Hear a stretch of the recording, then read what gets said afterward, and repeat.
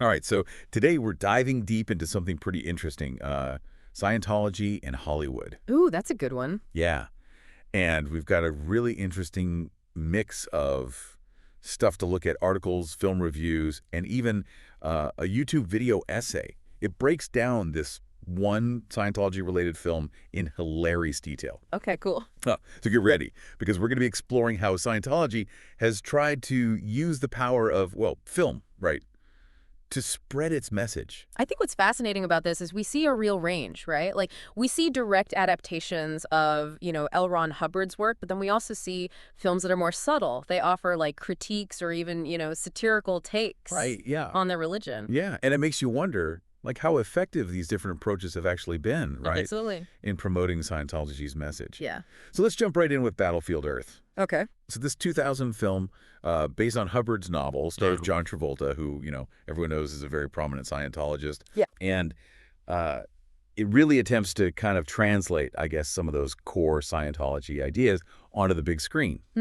And, it depicts humans rebelling against these alien oppressors, which kind of echoes Scientology's teachings about humanity's struggle against negative spiritual forces. Yeah, I can see that. But you know what?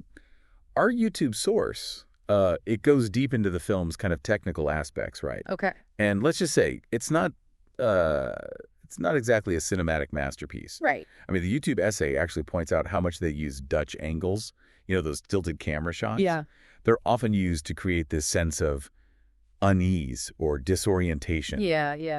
In Battlefield Earth. Yeah. They just kind of like amplify the film's already chaotic, like disjointed narrative. It's true. It's true. It's true. And the source does not hold back on the over-the-top acting. Oh, right. And we'll say the unique alien makeup. Right, yeah. But you know what I found interesting? What's that? Even with all the cinematic chaos, you still see glimmers of like Scientology's worldview, Oh, interesting. peeking through. Yeah. So tell me more about that. What do you see? Well, like the film's plot. Yeah. It revolves around these humans, right? And they're enslaved and they're forced to mine gold for the cyclists, right? Just cyclists, uh-huh. Yeah, the alien overlords. Yeah.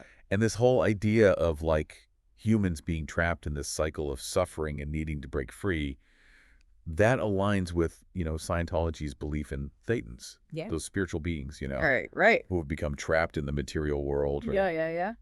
And they need to achieve spiritual liberation, like through auditing and these other Scientology practices. That's really interesting. Now, the YouTube source points out this really interesting detail about uranium. Okay. So it turns out uranium is lethal to the cyclists, but they force the humans to mine it for them. Wow. And they actually draw a parallel to the real world. The danger of uranium and how it connects to, nuclear weapons and destruction. Yeah. That's a really insightful observation, Yeah. It suggests that even like these seemingly random, plot points can kind of inadvertently reveal underlying beliefs or even like anxieties, Yeah. whether intentional or not. That connection between uranium and like danger is there, and it reflects this broader concern, right? With the destructive potential of like technology, Yeah. which is a theme that resonates with, Scientology's emphasis on, spiritual enlightenment over material pursuits. Right.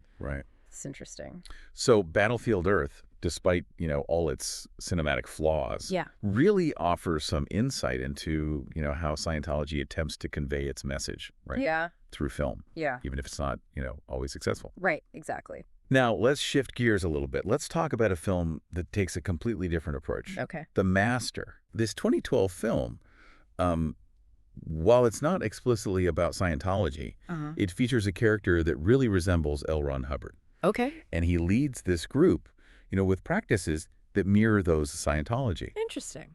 Yeah, and what's really fascinating is how subtle the Master is. Okay. Instead of being this direct adaptation, it explores themes of manipulation, control, search for meaning, Right. in a way that resonates with some of the criticisms, right, leveled against Scientology. So the film doesn't outright say, this is Scientology. Right. But the parallels are definitely there. Like, it's inviting viewers to make their own connections. Okay, I'm intrigued. Give me an example. Well, there's this one scene, right, where Lancaster Dodd, that's the Hubbard-like character, he conducts this processing session with a new recruit. And he asks him a series of like really personal and probing questions. Interesting. And this really echoes the practice of auditing in Scientology, right? Okay. Which aims to uncover like hidden traumas, negative emotions that are believed to be holding individuals back from spiritual progress. Yeah. And the way Dodd like asserts his authority, right? And demands this like unwavering loyalty from his followers, reflects concerns that people have about the hierarchical structure of Scientology and the potential, for abuse of power within organizations like that. Yeah. It's masterfully done. Yeah. Like they use allegory to critique these aspects of Scientology without ever like mentioning it by name. That's really clever. It is clever. It's fascinating how the master uses film as this platform for, social commentary. And it prompts viewers to think critically about, like belief systems and the dangers of, blind faith. Right. Okay, so we've seen a direct adaptation. Yeah. We've seen a film that uses, allegory to approach Scientology. But there's another fascinating way that Scientology has been portrayed in film. How's that? Satire. Okay, yeah. You remember films like Bowfinger from 1999, Phenomenon from 1996? Yeah. They feature this fictional group called Mindhead. Mindhead. Oh, yeah. Which is so clearly like a parody of Scientology. Right, of course. And what makes satire so effective is its ability to expose the absurdity of something, right? Yeah. By exaggerating its characteristics. Exactly. Yeah. So instead of directly attacking, Scientology's beliefs, these films use humor to highlight what they perceive as its, ridiculous or outlandish aspects. Yeah. But it's not just mindless mockery. Yeah. Right. There's a cleverness to it. Yeah. A way of making people think critically about the organization. Exactly. That's being satirized. Yeah, and like for example in Bowfinger, there's that scene where the Mindhead members are like chanting, they're doing these bizarre rituals, and they're wearing these like brightly colored jumpsuits, right? And it's played for laughs, but it's also subtly, critiquing what some people see as that cult-like behavior, right? Yeah. And the emphasis on outward conformity within Scientology. And Phenomenon portrays the Mindhead group as being obsessed with recruiting celebrities, right? Yeah. And using their fame to kind of legitimize their beliefs. Yeah. Which again taps into that public perception of Scientology as, this celebrity-driven organization. Yeah, absolutely. That leverages, the star power of its adherents for publicity and recruitment. That's right. Yeah. So satire, while often humorous, can also be really incisive. Yeah. Right. It allows filmmakers to raise these questions, to spark conversation about, potentially controversial topics in a way that's engaging but also thought-provoking. I like that. I like that a lot. Yeah. So it seems like each of these films, from the direct adaptation of Battlefield Earth to the allegorical approach of The Master, to the satirical jabs in Bowfinger and Phenomenon, they each offer a different window into how Scientology has attempted to, use film to promote its message. But has it been successful? Yeah, that's the big question, right? That is the big question. Like, has it worked? Yeah. Yeah. And to answer that, I think we need to delve deeper into the impact of these films, right? Yeah. Like both on public perception, but also on Scientology itself. Right. And, we also need to consider how the organization has adapted its approach to filmmaking over time. Yeah. Like how things have changed. Yeah, I mean, we've only just scratched the surface here. Yeah, for sure. So welcome back to our deep dive into Scientology and Hollywood. It's good to be back. Last time we were looking at how films like Battlefield Earth, The Master, even comedies, like Bowfinger, have portrayed Scientology. Sometimes directly, sometimes, through allegory or satire. Right. But now let's tackle the big question. Has Scientology been successful using film to spread its message? Yeah, that's a complicated answer. Yeah. I mean, Battlefield Earth was, obviously like a passion project for John Travolta. Right. But it was a critical and commercial flop. Yeah. The YouTube source that we've got actually points out that it seemed to turn some viewers away from Scientology rather than draw them in. Interesting. It makes you wonder if direct adaptations, especially when they're so heavy-handed, are really the best way to, to promote a belief system. Yeah. I mean, audiences today are pretty savvy. They can spot a hard sell from a mile away. Yeah. The Master, on the other hand, it was a critical darling. Really? And it explored these really complex themes, like power, belief, disillusionment. Yeah. And even though it only alluded to Scientology, right, it sparked a lot of conversation. But wouldn't you say, though, that the film's success may have actually kind of hurt Scientology in a way? Like, it's not exactly, a flattering portrayal, right? Yeah. Of charismatic leaders or, the kind of devotion that they inspire. Yeah, that's the fascinating paradox of The Master, right? It's a brilliant film. Yeah. But it's hard to imagine that, it won any converts to Scientology. Right. If anything, it probably reinforced some of the negative perceptions that people already had. Yeah, okay. So direct adaptations may be too on the nose. Allegorical critiques might kind of backfire. Right. What about satire? Okay, yeah. Films like Bowfinger and Phenomenon, they kind of poked fun at Scientology, right? Yeah. Through this fictional group, Mindhead, did that have any impact? Satire can be incredibly potent, right? It bypasses our defenses by making us laugh, but it also plants these little seeds of doubt. Think about how political cartoons, can shape public opinion. Yeah. They distill these complex issues into a single image. Right. And those images can be surprisingly persuasive. So Mindhead, even if it's, played for laughs, might have made some viewers think twice about Scientology. I remember those Mindhead scenes. I mean, they were hilarious. Yeah. But they also made me think, okay, there's something a little off about this group. It's like satire can kind of slip past your critical filters, right? Right. And leave you with this lingering sense of unease. Exactly, yeah. It doesn't provide, a deep dive into the intricacies of Scientology, right? Yeah. But it creates an impression. Yeah. And that impression can be tough to shake. So we've got these films, some directly connected to Scientology, others, indirectly critiquing it. Has Scientology learned anything from all this? Have they changed their approach at all to filmmaking over time? I think they've realized that trying to win over the general public through, mainstream films might not be the most effective strategy. Yeah. So it seems that they've shifted their focus, to creating content for their existing members. They've invested in their own studio. They're producing documentaries and promotional videos that reinforce, their beliefs and celebrate their achievements. So instead of trying to, convert outsiders, they're focusing on keeping the insiders engaged. Yeah, exactly. It's about controlling the narrative, Yeah. creating a kind of echo chamber where their message is amplified and dissenting voices are kind of minimized. But that's a tricky strategy, though, right? Yeah. In the age of the internet, people have access to so much information now. It's harder to control what they see and hear. That's where documentaries come in. Films like My Scientology Movie and Going Clear have been incredibly impactful in exposing some of the more controversial aspects of Scientology. And because they're presented as, factual accounts, they carry a certain weight that fictional portrayals might not have. Yeah, they've given voice to former members, sharing their experiences, which adds a layer of, authenticity and makes it harder to just dismiss their claims as, anti-Scientology propaganda. Absolutely. And these documentaries have had real-world consequences for Scientology. Okay. They've led to, increased scrutiny from the media, law enforcement, and even potential recruits. Yeah. Who might now think twice before joining. It's like this constant battle, right, for control of the narrative. Yeah. Scientology is trying to use film to promote its message. Right. But it's also, fighting against those who use film to expose its flaws.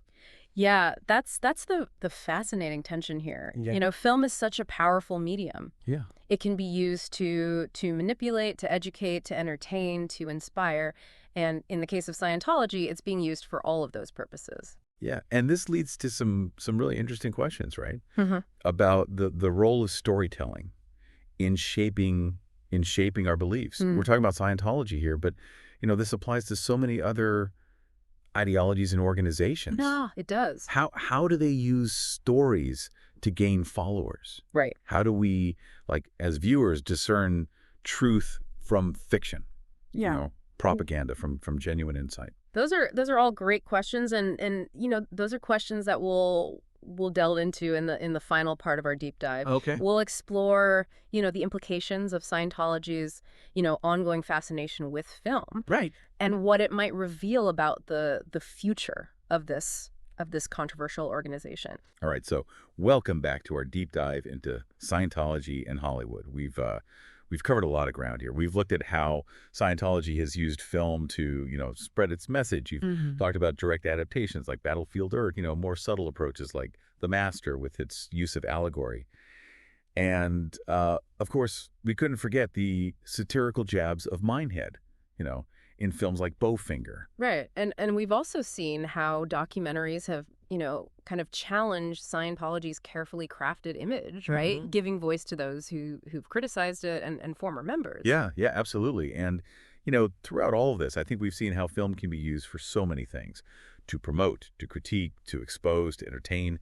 But what does it all mean? Like, what are the lasting implications, of Scientology's fascination with Hollywood? It feels like, this back and forth we've been talking about. Scientology trying to control how people see them, and then film, being used to show some not so pretty truths. It's like a microcosm of the bigger struggles that the organization faces.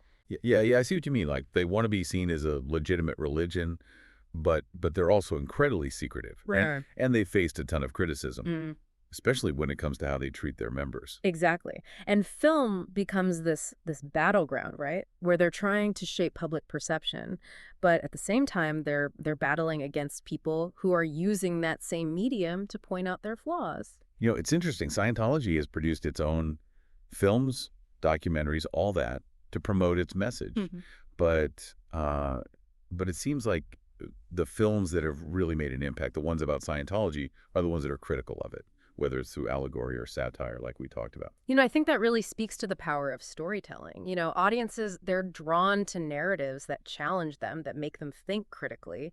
And the success of The Master, even though Scientology wasn't happy about it, suggests that people are more interested in complex explorations of belief systems than straight up propaganda. Yeah, that makes sense. And those documentaries, like My Scientology Movie and Going Clear, they've really, really made an impact, haven't they? Oh, absolutely. They've given a voice to those who felt like they couldn't speak out, and they've raised some serious questions about how Scientology operates. And Scientology's response to all of this, right? Like all the critical stuff that's been said, it often involves legal threats, smear campaigns. It kind of reinforces the concerns that are being raised in those films, doesn't it? Yeah, absolutely. It's like, their attempts to silence critics actually backfire. Right. It makes them look even more suspicious, and it draws more attention to the things they're trying to hide. It's like the more they try to shut it down, the more people want to know about it. Exactly. It's a classic example of, what they call the Streisand effect. Yeah.